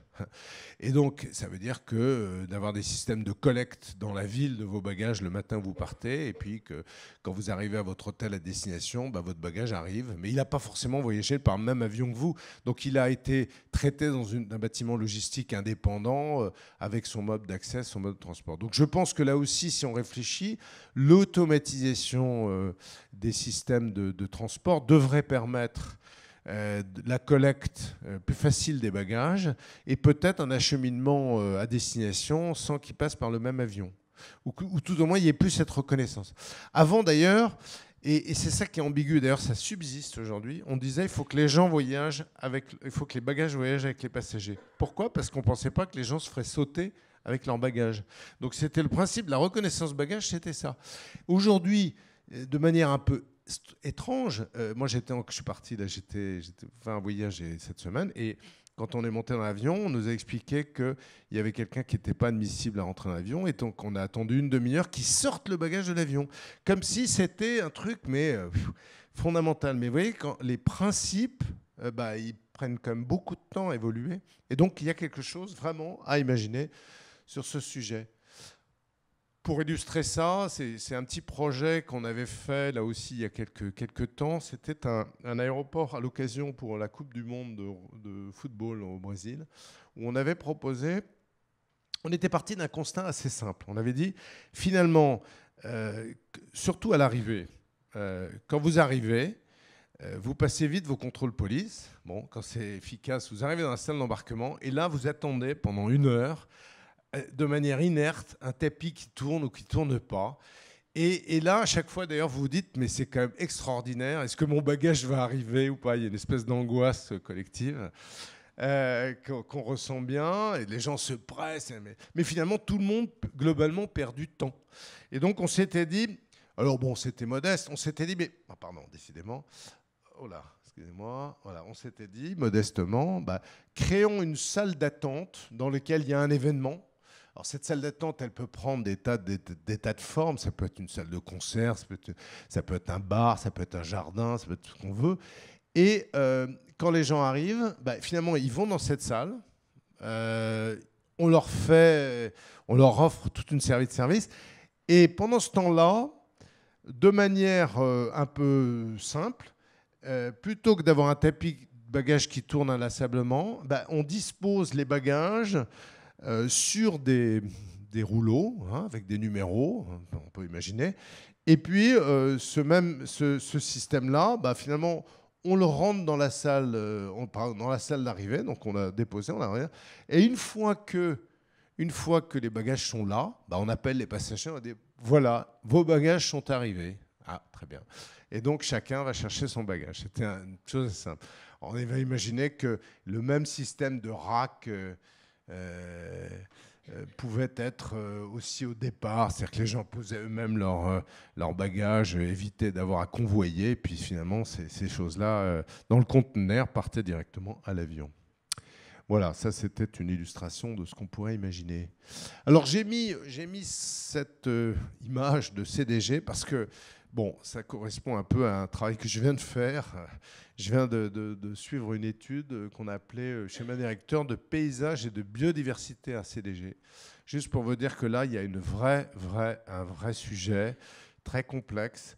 En France déjà, avec la nouvelle loi de la biodiversité, vous savez que dorénavant, vous devez, sur chaque construction d'infrastructure importante, vous devez enregistrer la valeur de biodiversité que vous avez sur le terrain, et ensuite vous essayez de soit éviter, c'est-à-dire éviter de faire votre projet là où vous le faites, l'aéroport c'est difficile, réduire, c'est-à-dire qu'en fait vous essayez de réduire l'impact environnemental de votre projet, voire compenser, c'est un troisième cas. Et quand on dit compensation, ça veut dire effectivement qu'il va falloir recréer la même biodiversité ou la valeur de biodiversité que vous avez annihilée dans un lieu qui soit à proximité immédiate. C'est une menace importante sur les prochaines opérations de développement. On a fait cette étude sur CDG. On a vu que finalement, on va, grosso modo, on a 300 hectares de création de terminaux, de tarmac, d'imperméabilisation, on va dire, d'une manière ou d'une autre. Et donc, c'est une vraie menace sur l'aéroport, c'est-à-dire qu'il va falloir maintenant gérer ça de manière extrêmement importante. Alors, j'ai pas d'idée là-dessus, mais je pense que là, pour le coup, vous avez aussi, alors c'est peut-être des milliers de choses à imaginer, à inventer, parce que c'est quand même de l'avenir de l'aéroport qui dépend. Voilà, je terminerai par quelques images qui sont plus ou moins passées de projets qu'on a pu faire. Voilà, ce que j'ai essayé d'expliquer, c'est que la créativité, en tout état de cause, elle est extrêmement utile et nécessaire pour le développement des aéroports. Voilà d'autres images de projets un peu fantastiques qui ont été imaginés par d'autres célèbres architectes, à la fois des aéroports dans lesquels l'avion pénétrera, d'autres dans lesquels au milieu de la nature, au milieu de la mer, enfin bref. Voilà, j'en ai à peu près terminé, j'espère que je suis dans les temps. Merci.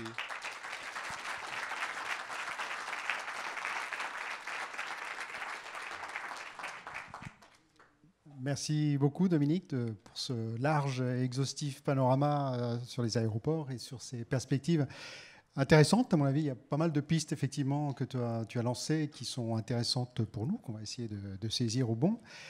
Je vous passe la parole. Est-ce que vous avez des questions à poser à Dominique? Pas de questions? Ça m'étonne. Moi, j'en ai une, mais... Oui, on s'aperçoit que la gestion, enfin la logistique des passagers et des bagages est un vrai sujet. Est-ce que des sociétés qui font du commerce, hein, comme Amazon, etc., qui maintenant sont fait quand même des spécialités de la gestion enfin, en numérique énorme, en quantité quoi, de ces articles ou autres, avec la desserte, est-ce qu'ils sont impliqués dans ce genre de réflexion ou pas? Alors, pas à ma connaissance, je ne suis pas très au courant. Je pense qu'ils vont l'être très vite s'ils ne le sont pas déjà. Parce que finalement, effectivement, comment dire, le tri des bagages, c'est un sujet qu'ils maîtrisent de manière fabuleuse et beaucoup mieux que les autres. Donc je pense qu'effectivement, ils vont s'y intéresser et que peut-être d'ailleurs très vite, ils vont proposer des offres aux compagnies aériennes. Peut-être pour transporter les bagages. Moi, je suis absolument persuadé. Oui, oui, tout à fait. Maintenant, moi, je ne fais pas partie de groupe de travail sur ce sujet, donc je pense qu'il doit y en avoir. Mais bon, sans doute, j'essaie de réfléchir avec qui pourrait travailler. Peut-être avec IATA, l'association des transporteurs, mais bon, il faudrait se renseigner.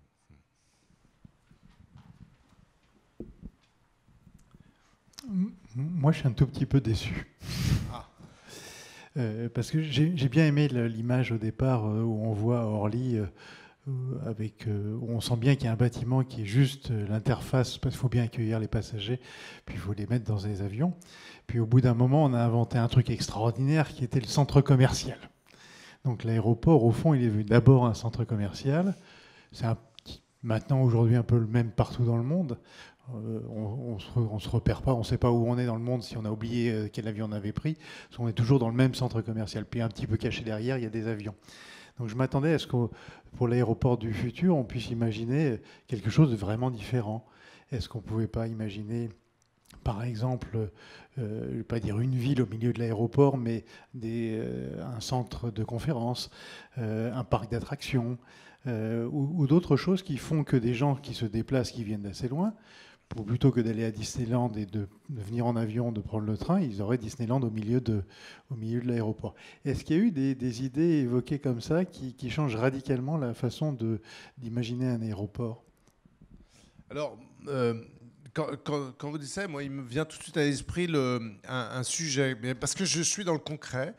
Parce qu'effectivement, c'est des sujets qu'on peut imaginer, l'aéroport dans la ville, et qui finalement, la liaison avec il y a eu des réflexions. D'ailleurs, moi, j'ai participé avec Airbus à des réflexions. On disait, mais finalement, le terminal, il est dans la ville, et puis au dernier moment, on va jusqu'à l'avion. Alors, d'une certaine manière, c'est aussi le problème de la liaison. Le problème de la liaison est posé, comment j'y vais, comment je fais, etc. Bon. Ça, c'est sûr que... alors, il y a deux exemples qui sont intéressants. Il y a d'abord l'exemple de Hong Kong, où actuellement, vous pouvez vous enregistrer dans la ville, hein, finalement, et ce que je montrais tout à l'heure, c'est-à-dire que vous prenez le train, vos bagages partent, vous êtes débarrassé de vos bagages. D'ailleurs, vous pouvez déposer vos bagages le matin et donc revenir prendre votre train. Et votre train, vous allez directement, avec un échange qui va être extrêmement rapide, jusqu'au nouveau satellite. Donc d'une certaine manière, le parcours sera totalement facilité. Donc c'est bien là le moyen de transport. Alors dans le cas d'Hong Kong, c'est plus facile parce que c'est une ville très concentré, donc effectivement, ça fonctionne. L'autre chose que je voudrais citer, c'est le projet de Singapour, où devant le terminal, j'aurais pu vous montrer l'image d'ailleurs, devant le terminal, ils sont en train de construire une immense bulle qui est une sorte de parc de loisirs.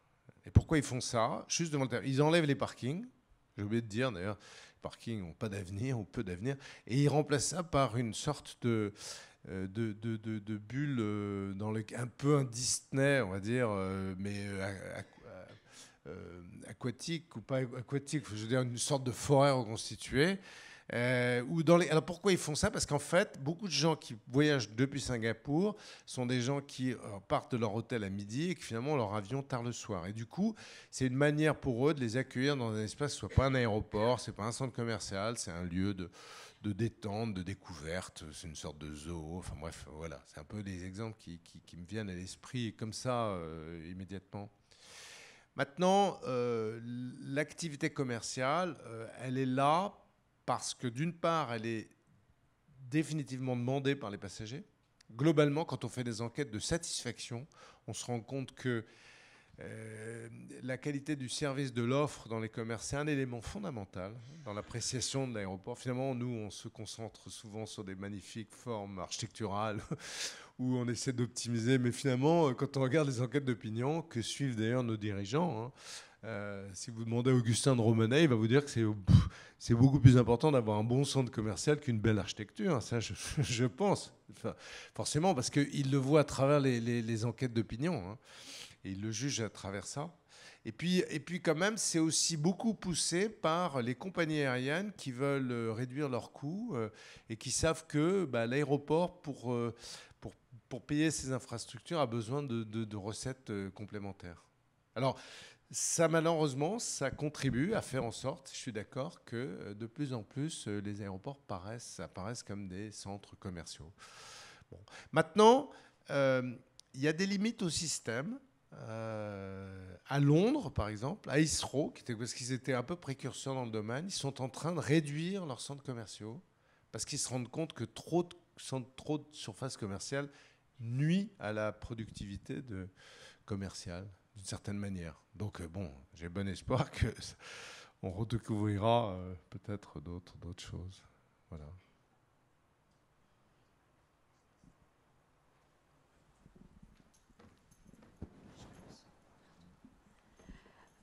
Finalement, dans les conceptions qui est montrées là des aéroports, on parle beaucoup de l'expérience usagée au départ et pas tellement de compréhension du flux à l'arrivée. Et c'est finalement ça la vraie porte d'entrée du pays. Et c'est vrai que quand on arrive, on fait beaucoup de couloirs et pas tellement l'ensemble du parcours qu'on propose au départ.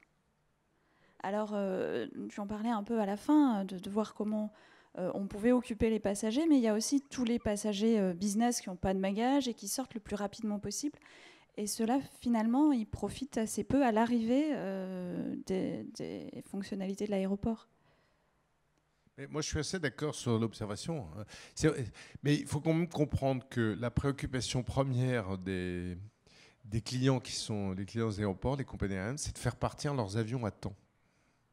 C'est le principe même, la finalité même du transport aérien, partir à temps. Et pour le faire, ça veut dire qu'en fait, on consacre beaucoup d'énergie à faire en sorte que le départ se passe le mieux possible pour répondre à cette contrainte.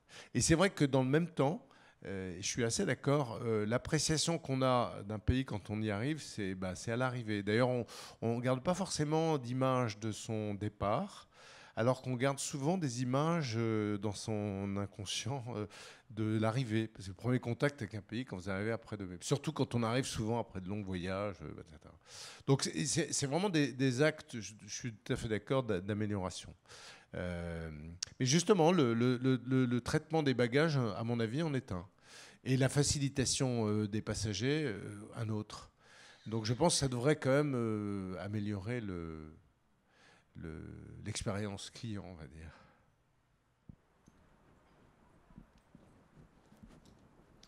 Oui, bonjour, je voulais juste réagir. Vous disiez tout à l'heure que les parkings, c'était plus forcément l'avenir des aéroports, mais aujourd'hui, c'est une source de revenus qui est très importante, et je me demande même si c'est même plus important que les commerces à l'intérieur. Non, non, ça l'était, et c'est en pleine chute. C'est en pleine chute. Les parkings sont de moins en moins utilisés. D'abord, alors c'est d'ailleurs un vrai problème aux États-Unis, parce qu'aux États-Unis, c'est la recette essentielle des aéroports américains. Donc ils doivent réinventer leur système. Mais pourquoi c'est réduit? Parce que ce que je vous montrais, il y a de plus en plus de gens qui viennent par des moyens de transport collectif. Et puis il y a aussi, il faut le reconnaître, la concurrence souvent de parking périphérique à l'aéroport. Et on a le cas, nous, avec des nouveaux services de dépose passagers qui font que vraiment on a un problème. Enfin, on a un problème. Voilà. Et d'ailleurs, alors ces parkings, quand ils existent, on va d'ailleurs essayer d'en développer une nouvelle offre. On y met des offres d'entretien, de lavage, il y a plein de choses. Là, pour le coup, il y a pas mal de réflexions au cours ADP sur l'évolution des parkings. Voilà. Mais aujourd'hui, ça représente, à mon avis, 20% de la recette des commerces pour ADP.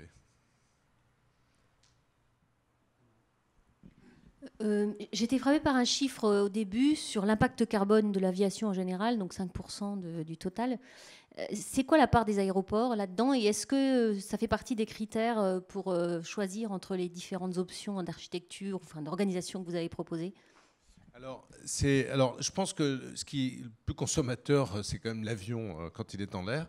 Mais sur les aéroports, il y a quand même une prise de conscience. Nous, ADP, on a un objectif de réduction de 1% chaque année d'émissions. Hein. Donc c'est un engagement. Hein. Donc, alors, pour ce faire, il y a d'une part, effectivement, la desserte transport collectif réduit effectivement l'impact. Mais il y a aussi des réflexions actuellement sur les avions, c'est-à-dire qu'il y a un travail mené par les fabricants d'avions sur finalement un moteur électrique qui permettra à l'avion au sol de ne plus utiliser son jet fuel, mais d'aller électriquement jusqu'au seuil. Alors ça peut être soit l'avion de manière autonome, ça va être le cas sans doute pour les avions de petite capacité, travailler sur les Airbus 320, 300 de cette famille-là sur des moteurs. Le problème, c'est qu'effectivement, c'est un poids, donc il faut l'emmener. Mais ils vont quand même y arriver. Sur les gros porteurs, là, pour le coup, il y a ce qu'on appelle un travail sur les gros load push qui vont prendre la roue avant de l'avion, vont l'emmener jusqu'au seuil. Et ça, c'est donc des réflexions, j'aurais pu en parler, c'est vraiment des choses qui vont arriver relativement vite, qui vont d'ailleurs changer beaucoup le mode aussi d'accessibilité à l'avion, puisque aujourd'hui, le principe, c'est que vous avez un avion qui est parqué, vous le poussez, et vous démarrez les moteurs. Généralement, et là, ce qui fait que vous utilisez le taxi lane ou taxiway pendant un certain temps de démarrage. Or, si on arrive à des systèmes électriques, on pourra soit démarrer les moteurs au roulage, soit éventuellement au seuil de piste. Et donc, il y a des études que j'aurais pu montrer aussi, ou de développement en seuil de piste, de point d'arrêt pour démarrer le moteur au dernier moment. Et ça, je pense que c'est là la plus grosse économie en termes d'émissions de CO2 qui sera faite. Vous avez montré à la fin, au milieu de diverses utopies, un projet de piste circulaire autour du terminal. C'est quelque chose qui a une chance de voir le jour ou qui représente tout simplement un coût d'investissement absurde et disproportionné? Parce qu'on lit souvent des articles sur le sujet sans savoir si c'est très sérieux ou pas. J'avoue que là, je suis pas suffisamment compétent en la matière. Ça me paraît un peu farfelu. Mais je l'ai mis parce qu'effectivement, on en parle beaucoup. Et je crois que c'est un groupe de pression qui doit être assez malin. Mais en fait, je trouve pas ça très malin. Parce que finalement, ça va être très complexe à gérer. Les approches, il faudrait en discuter plutôt avec des gens d'ATC. Je sais pas, peut-être Hugo Rivière qui est là devrait avoir peut-être plus d'idées que moi sur le sujet. Mais personnellement, moi, j'y crois pas du tout. Je crois beaucoup plus à l'inline runway. Ça, je pense que c'est un vrai sujet intéressant pour demain, parce que finalement, c'est assez malin d'aligner comme ça les pistes, plutôt que de les mettre en rond. Parce que finalement, les avions sont de moins en moins sensibles au vent. Donc en plus, ça perd un peu son utilité. Je pense que ça avait du sens il y a 30 ou 40 ans, mais voilà. Alors, je vais poser une question qui a été formulée par quelqu'un qui est à distance, qui nous écoute quelque part. Donc, comment sont pris en compte les nouveaux concepts avions développés par les avionneurs? Et moi, je compléterai peut-être cette question en te demandant comment évoluent finalement les paramètres de dimensionnement des aéroports, en particulier eu égard à toutes les tendances que tu as évoquées, évolution des centres, de grands centres commerciaux, nouveaux systèmes de contrôle, etc. Est-ce qu'il y a vraiment un impact sur les paramètres de conception et de dimensionnement des aéroports? Alors, il y a deux choses. D'une part, sur les avions proprement dit, bon, il faut savoir que les cycles sont très très longs. Les cycles de construction d'avions, c'est minimum 20 ans. Donc en fait, comme notre horizon de regard, il est 20 ans, 25 ans, parce qu'au-delà, je pense que c'est pas... Enfin, là, je me place en tant que praticien. Au-delà, je pense que c'est un peu utopique, parce que tellement de choses peuvent évoluer, surtout dans le domaine de technologie pointue. Donc, ce qu'on sait juste pour l'instant, c'est qu'il semblerait que les avions... Enfin, ce qu'on observe, c'est qu'ils sont un peu plus longs, plus larges, et donc ça a des contraintes, ça ne va pas forcément dans le bon sens. Alors, dans le bon sens de l'occupation de l'espace. Alors, on imagine, je sais que Boeing et Airbus... Boeing, surtout, travaille sur des avions à ailes repliables, ce qui peut être une évolution possible. Sauf que ça pose quand même là aussi des problèmes de poids et techniques qui sont complexes. Enfin, Boeing travaille dessus. Hein. Voilà, donc ça, je dirais sur la partie tarmac, pour l'instant, bon, on va dire que finalement, c'est l'avion qui est le truc qui est le paramètre qui évolue le moins vite. Donc, bon. Mais bon, ça ne veut pas dire qu'il ne va pas évoluer. Ensuite, sur le dimensionnement, alors c'est sûr que on se rend compte que tous les paramètres liés au process bagage, par exemple, sont en train de se réduire. C'est vrai que le nombre de banques d'enregistrement par million de passagers est en pleine chute. Donc on a tendance à diminuer toutes les surfaces d'interface bagage, hein, alors que augmente assez considérablement toutes les interfaces liées aux problèmes de sûreté et de contrôle. On voit bien qu'aujourd'hui... le contrôle de sûreté bagage est un système qui manque beaucoup plus d'espace qu'avant.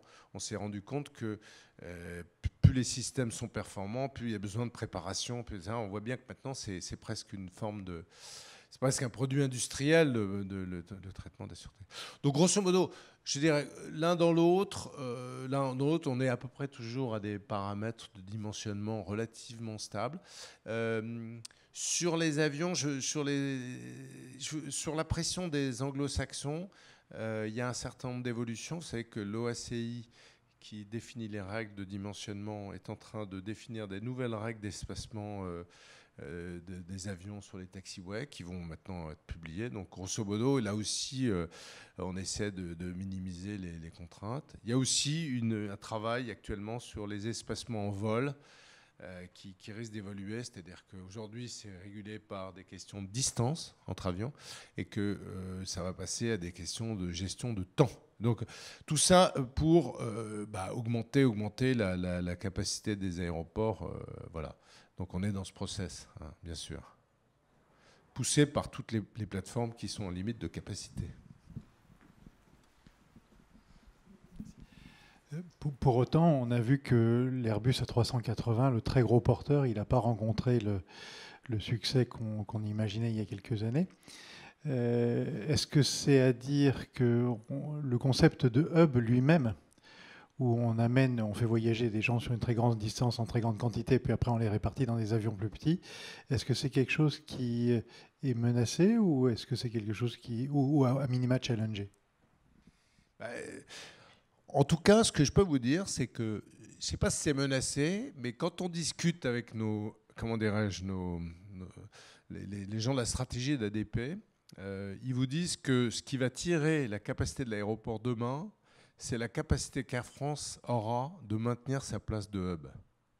Ça veut quand même dire que si on veut de la croissance, il faut développer encore aujourd'hui de la correspondance. C'est le système tel qu'il existe. Alors, Moi, je ne sais pas, là, il faudrait en discuter avec des économistes et autres, mais c'est sûr que pour l'instant, c'est vraiment le système dominant.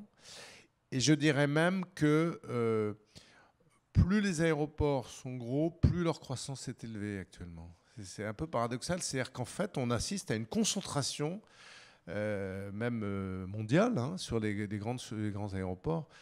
Et voilà, c'est eux qui captent le maximum.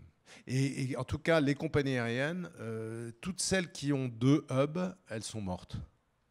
TWA et Panam en sont mortes parce qu'elles n'avaient pas de hub. Alitalia en est mort parce qu'ils avaient Rome et Milan. Air France a survécu grâce à Roissy. Et donc ça veut quand même dire que là pour l'instant, la logique économique, elle est clairement là. Bon. Maintenant, est-ce que sur le plan environnemental, c'est malin? Je ne sais pas, parce qu'on rajoute quand même des tas de kilomètres à des millions de gens. Finalement, c'est peut-être pas forcément... Alors c'est peut-être ça la menace, ou c'est peut-être ça qui va faire évoluer le système, je ne sais pas.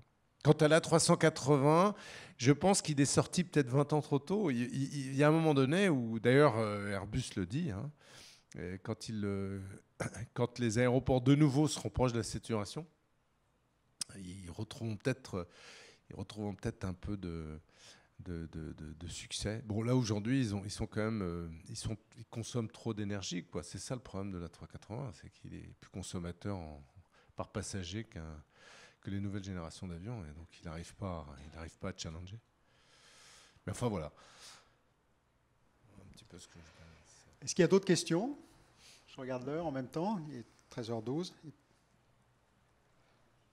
Bon, ben on va te remercier à nouveau, Dominique. Hein. Merci.